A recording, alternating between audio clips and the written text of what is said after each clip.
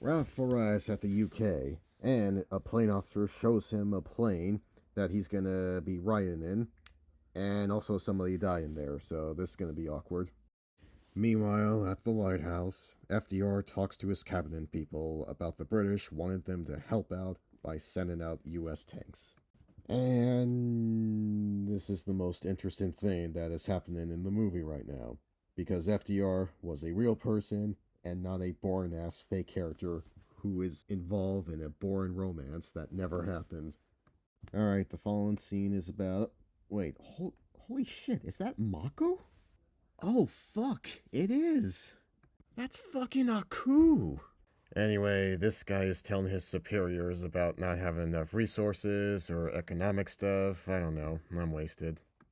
So they're gonna attack Pearl Harbor. At Pearl Harbor, most of the nurses feel horny for the sailors. Danny meets up with untrained pilots, and he even smiles, which is something I didn't think he can do. A montage of Raph and Nurse Lady writing boring love letters comes up, and it makes me want to throw up. Raph and the plane officer talk about stuff, and the plane officer says this. A lot of people frown on the Yanks for not being in this war yet. I'd just like to say, if there are many more back home like you, God help anyone who goes to war with America. You could say this line is on the nose, but since I have a patriot boner right now, I would gladly overlook this clumsy foreshadowing of real life events. The Navy people talk about boats and stuff, and Raph's plane gets hit by a Nazi plane. He crashes into the ocean. The nurses talk about making out with guys for the 10th time, because that's all they do, I guess. Anyway, a cook and a big person fight on the ship, and the cook won.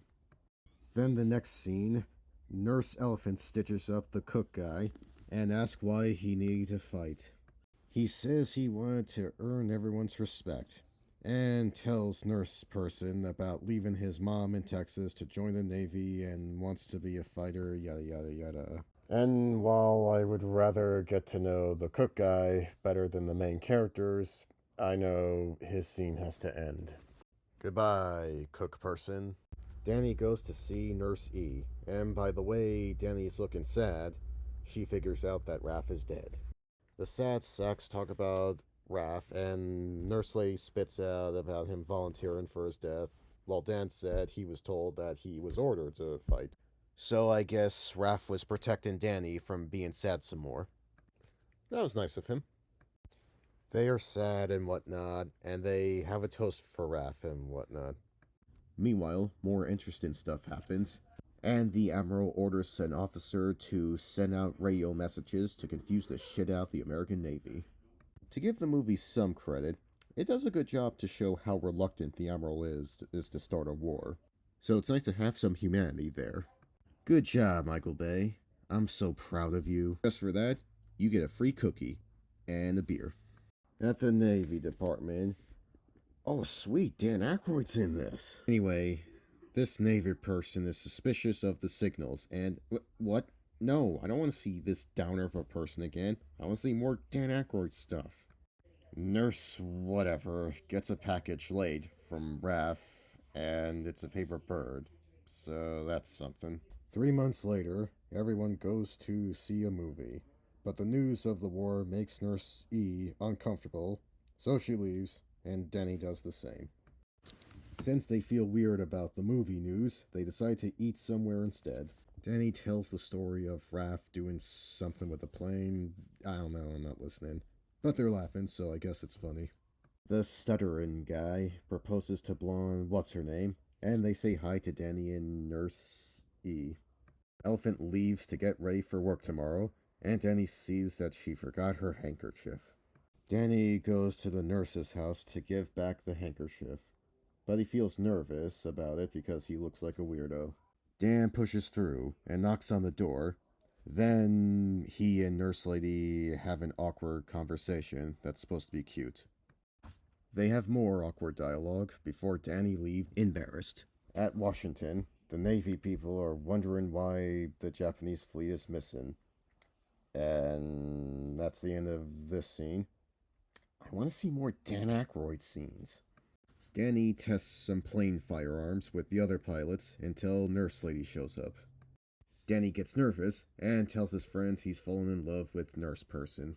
His friends joke around about him dating a girl Raph used to date.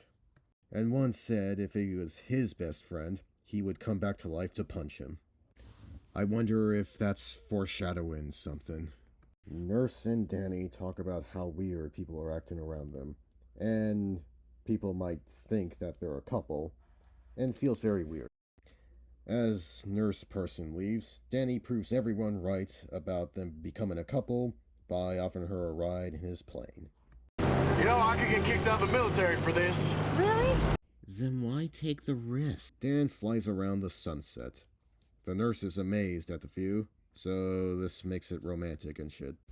Nurse whatever mentions not liking barrel rolls, so Dan does a barrel roll anyway.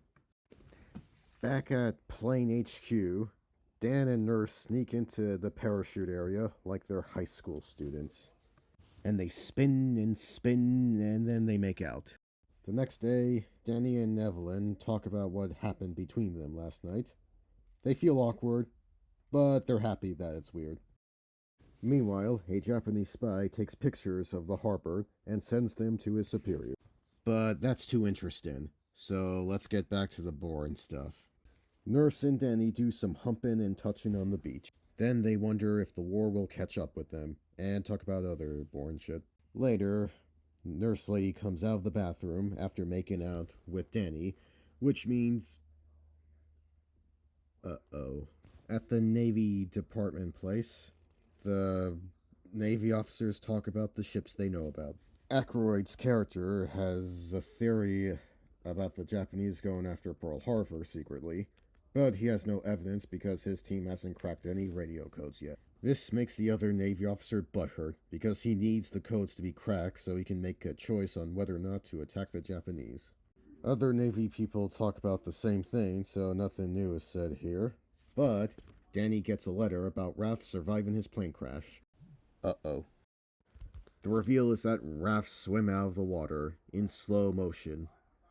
Was the slow-mo really necessary? And he was rescued by a random boat. Raph shows up right in front of Nurse Person, freaking her the fuck out. Raph tells Nurse about being trapped in occupied France, which is why he couldn't get any messages out. Then Nurse Lee tells Raph when he was thought to be dead, a part of her died that day. Raph doesn't know what that means, and trust me, I never know what that phrase means. Until Danny shows up. Raph goes from having a shock face to a dumb face of betrayal, and then to a mad face of learning that Dan and Nurse made out while he was dead. In response, Raph tells Danny to stay away from him, and then marches off like a pouty bitch. At a bar, Raph tells his other friends about surviving, and gets passive-aggressive with Danny. From behind. Some Americans will. Oh, fuck you. Over there fighting. Almost getting killed. My friend Danny back here, looking after my interests for me. Fuck you. Y'all know Danny was even good enough to look out for my girl for me while I was gone. Fuck you. You were declared dead. What the fuck were you expecting? That Danny walks around being sad every day? Or that your nurse lady stands near a cliff in front of the sun all day, crying her eyes out? That shit isn't fair. And another thing, you did everything you could to help out the British without bringing Danny with you, so all of this is your fault. To be an even bigger asshole, Raph punches Danny, which starts a whole bar fight, and then Danny punches Raph. I want to see that again. Yeah. Best shot in the movie. So the two guys take their fight outside, but before they can finish, army cops come to the beach to stop the fighting. This makes Raph and Dan get away in the car so they don't get arrested. Meanwhile, the Admiral guy talks about his task force being ready for the attack, and the Empire being at stake, but yet again, this stuff is way too interesting, so we have to get back to the boring shit. Raph and Dan have an awkward talk about the shit they are dealing with. If you hadn't gone, none of this would have happened. That's my fault, I guess. Yes, it is. Fuck you, fuck you, fuck you, fuck you. Danny wants to work things out with Raph, but Raph doesn't think things can work out. I just don't see how it can ever be the same. Yeah, having a threesome every day is not an option. Okay, I can't take any more of this right now, so I'll drown myself in misery with this shitty movie in part 3.